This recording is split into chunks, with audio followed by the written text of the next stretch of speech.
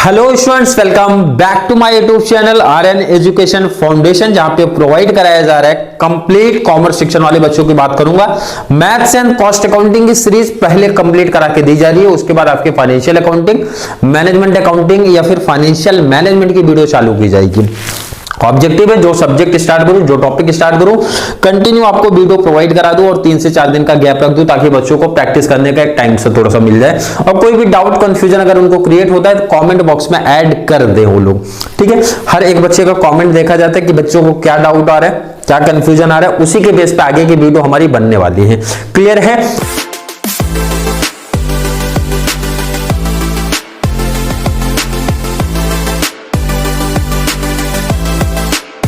Standard costing जो हमारा topic चालू हुआ है सर, सीरीज हैशटैग नंबर 6 पे पहुंचे हैं। Standard costing TY BCom TY BAF same 6 में ये टॉपिक है, एमकॉम वाले बच्चों का सेम 1 में ये टॉपिक है।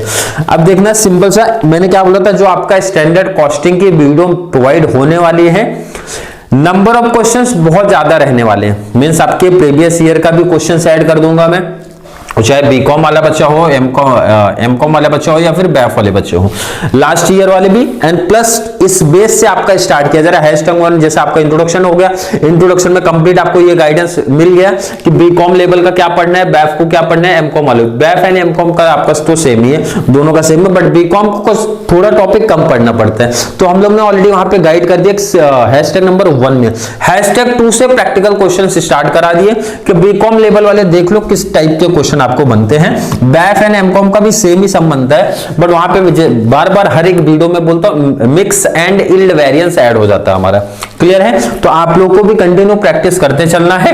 तो वहां पे ध्यान रखना, अगर कोई बच्चों को ये डाउट लग रहा है इस टाइप के क्वेश्चंस नहीं बनते तो बहुत बड़ी कंफ्यूजन है भाई उनको।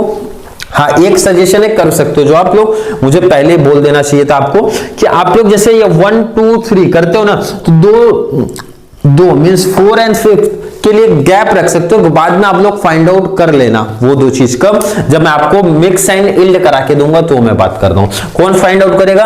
एमकॉम वाले बच्चे एंड बैफ वाले बच्चे। जितने भी सम्स हैं गैप रख सकते हो आप पे, ताकि बाद में मिक्स एंड यील्ड आप लोग कैलकुलेशन कर पाओ। क्लियर है? चलिए, क्वेश्चन नंबर 5 आपका है, स्क्रीन पे ऐड कर देता हूं क्या क्वेश्चन है। और जो बच्चा कंटिन्यू सीरीज देख रहा है तो उनको अब ये बताने की जरूरत नहीं है कि सर स्टैंडर्ड एक्चुअल स्टैंडर्ड कहां से आया, quantity rate amount, quantity rate amount, quantity rate amount कहां से आया, क्यों बना है। क्लियर है? Clear sir. जो बच्चे को डाउट है हैशटैग 1 से फॉलो करो। क्वेश्चन स्क्रीन पे ऐड किया। क्लियर क्वेश्चन बोला sir, calculate material variances from the following standard for 90 cases. अब स्टैंडर्ड ध्यान से देखना आप लोग, कंफ्यूजन नहीं होना है। स्टैंडर्ड आपका जो दिया गया सर 90 केजी का दिया गया है, अब कंफ्यूज नहीं होना है, वहां पे यूनिट्स की जगह उन्होंने केजी लगा दिया है। एंड मटेरियल में बोला 135 केजी, आपका क्वांटिटी कितना लग रहा है 135, और रेट क्या है आपका सर 12। क्लियर है? बिल्कुल है सर। बट जो हमारा सर एक्चुअल प्रोडक्शन है कितने का है सर 81,000 यूनिट्स केजी का, 81,000। क्लियर है?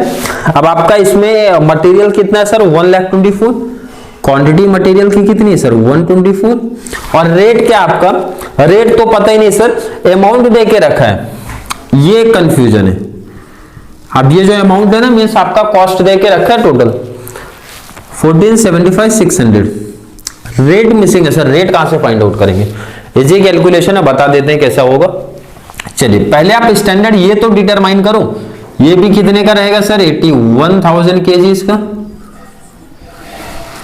क्योंकि मैं 90 केजी का कंपेयर 81,000 केजी से थोड़ी कर सकता हूं। बिल्कुल है सर। और इसमें जो स्टैंडर्ड होता है ना, स्टैंडर्ड में हमारे सर रेट हमारे सेम होते हैं, जो रेट आपने यहां पे स्टैंडर्ड में सोचा था वही रेट यहां पे भी रहेगा, रेट में कोई चेंज नहीं होता है।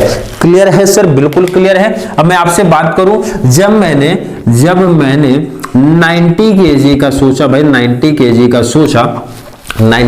का सोचा तो मेरा क्वांटिटी कितना लगा सर 135 केजी। 90 यूनिट्स का लॉजिक आप लगा के चलो कि मींस 90 यूनिट्स का प्रोडक्शन करना है तो कितना चाहिए सर 135 केजी चाहिए। तो उसी बेस पे आपका 81,000 यूनिट्स का अगर प्रोडक्शन करना है तो कितना केजी चाहिए, 81 कहां से आया सर, एक्चुअल जो आता है आपका वो चीज आता है। और नहीं तो दूसरा ट्रिक काफी बच्चे जो स्टार्टिंग से याद कर लेते हैं भाई, इसका जो यूनिट्स रहेगा मींस केजी में दिया तो केजी मल्टीप्लाई आप क्वांटिटी डिवाइड बाय ये स्टैंडर्ड से करने का है। कैसे करेंगे बट वर्किंग में दिखा देना ना, मार्क्स कट हो जाता है।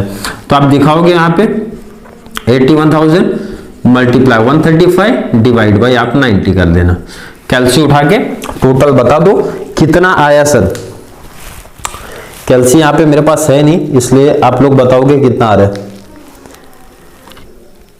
121,500 आ रहा है सर, 1,21,500। आप लोग का भी ये आना चाहिए। क्लियर है। रेट आपको पता है और मल्टीप्लाई करोगे तो अमाउंट आ जाएगा। ध्यान से सुनो आप, जब आपको क्वांटिटी पता है रेट पता है तो सर मल्टीप्लाई करके अमाउंट निकालते हो ना। बिल्कुल है सर, निकालते हैं। अमाउंट कितना आएगा आपका, मैं बात करूं आपका स्टैंडर्ड,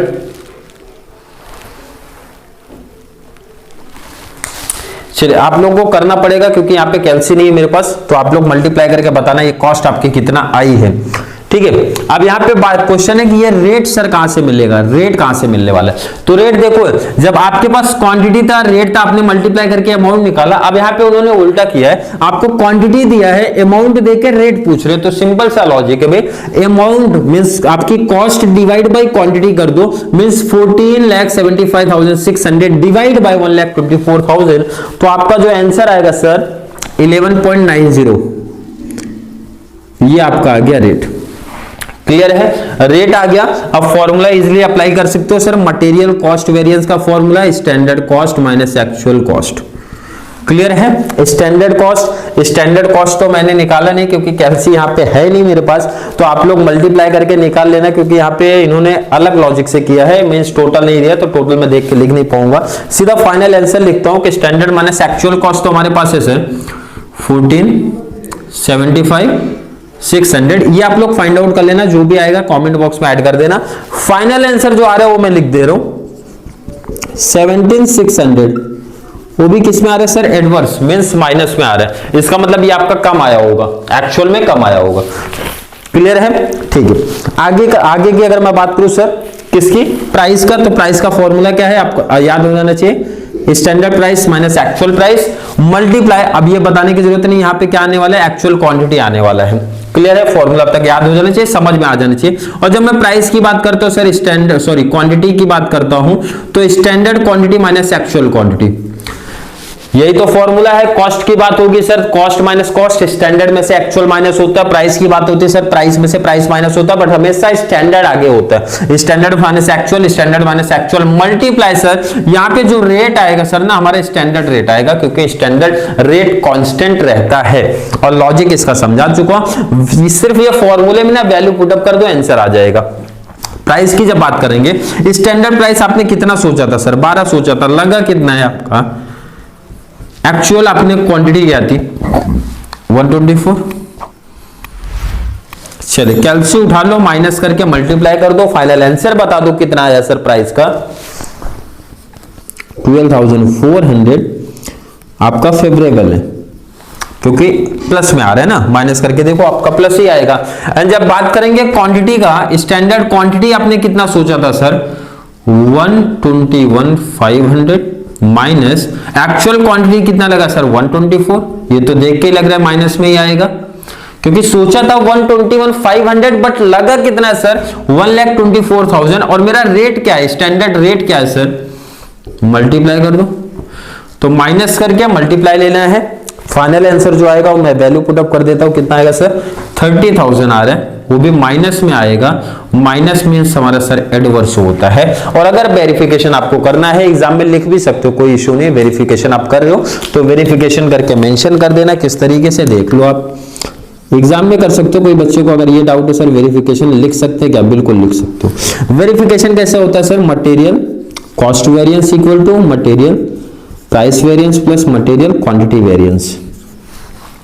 कैलसी उठा लो, कॉस्ट वेरिएंस कितना आया सर 17,600 आपका एडवर्स आ रहा है।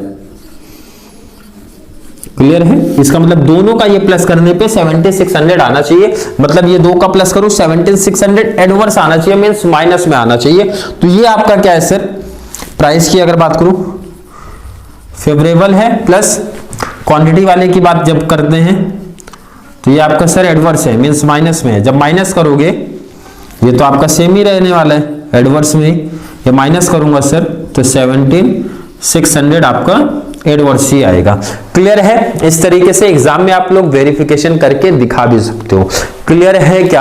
अगर मैं आपसे पूछूं इस सब में चेंज क्या था, इस सब में कोई चेंजेस नहीं है, कॉमन सा है, बस एक छोटा सा चेंज कर रहे, कंफ्यूजन करने की कोशिश कर रहे, बट लॉजिक लगाओगे तो बहुत हार्ड लेवल नहीं था। उन्होंने हर एक सम में अभी तक का रेट दिया था, बट इसमें रेट ना देके अमाउंट दिया, आपको रेट पूछ रहे। जब अमाउंट से रेट पूछेंगे तो अमाउंट डिवाइड बाई क्वांटिटी आपको कर देना है, आपको रेट मिल जाएगा। अमाउंट डिवाइड बाई क्वांटिटी करना, आपको रेट मिल जाएगा। क्लियर है? आई होप हर एक बच्चे को ये प्रैक्टिकल सम क्लियर हुआ होगा। फिर भी किसी बच्चों को थोड़ा सा भी डाउट कंफ्यूजन अगर क्रिएट हो रहा है, कमेंट बॉक्स में ऐड कर देना, सर कॉन्सेप्ट नहीं क्लियर हो रहे भाई, तो अलग मेथड अलग तरीका सोचा जाएगा आपको कॉन्सेप्ट समझाने के लिए। पूरा कंप्लीट सम तो नहीं, बट जो कॉन्सेप्ट में आपको डाउट है वो कॉन्सेप्ट नेक्स्ट जो भी स्टूडेंट्स का कमेंट आएगा उसके बाद वाली वीडियो में मैं वहां पे बता दूंगा कि क्या डाउट आया है और किस टाइप से किस तरीके से आपको कॉन्सेप्ट क्लियर करना है। मैं क्लियर कराऊंगा मैं सामने से आपको। क्लियर है? चलिए, वीडियो थोड़ी सी भी हेल्पफुल लगे तो वीडियो को लाइक करना, अच्छे अच्छे कमेंट ऐड करते रहा करो और जितना ज्यादा पॉसिबल है उसके चैनल का लिंक शेयर करते रहा करो। भाई सर इतनी सी ही आपसे रिक्वेस्ट करते हैं, बस यही रिक्वेस्ट है, यही पूरा कर दीजिए भाई। कॉमर्स सेक्शन वाले को शेयर करो, सिर्फ कॉमर्स सेक्शन को ही शेयर करना, ताकि उन बच्चों, ऐसे बच्चे सीरीज के साथ जुड़े जो बेसिकली देखो ग्रेजुएशन या फिर पीजी वाले जो हमारे बच्चे होते हैं जॉब करते हैं, जॉब से फिर उनको टाइम नहीं मिलता और कम टाइम में सर, क्योंकि कॉमर्स वाले बच्चे भाई लास्ट के 1 से 1.5 महीने में पासिंग, और पासिंग भी अच्छा नंबर लाना है सर, एवरेज मार्क्स भी लाना है और एंडिंग के कुछ टाइम पे भी मैं टाइम देता हूं तो भी मिल जाएगा। तो जॉब्स के बाद से आके अगर वो आधे घंटे 1 घंटे की भी पढ़ाई करते हैं चैनल से, इसी तरीके से अगर उनको मिल जाती है, और यही बेनिफिट्स है उनको ऑलरेडी जब सीरीज मिलती है, एक तो बड़ा एडवांटेज है भाई, अपने टाइम के अकॉर्डिंग हर एक स्टूडेंट सेट हो जाता है कि भाई जॉब का टाइम क्या है उसके हिसाब से वो टाइम निकाल के क्या कर दे जाता है, प्रॉपर टाइम सेट कर लेता है कि ये टाइम जॉब से छूटने के बाद इस टाइम पे मैं आके प्रैक्टिस कर सकता हूँ, नोट्स प्रिपेयर कर सकता हूँ। एंड कंप्लीट जिस तरीके से मैं सीरीज प्रोवाइड करा रहा हूँ, आई होप हर एक बच्चे को बेनिफिट्स मिल रहा होगा। जो बच्चा स्पेशली जॉब वाले बच्चे होंगे, क्लास नहीं जा रहे, कोचिंग नहीं जा रहे, कॉलेज नहीं जा रहे, तो उनको तो बहुत बड़ा एडवांटेज मिल रहा होगा, ऐसा मुझे लगता है।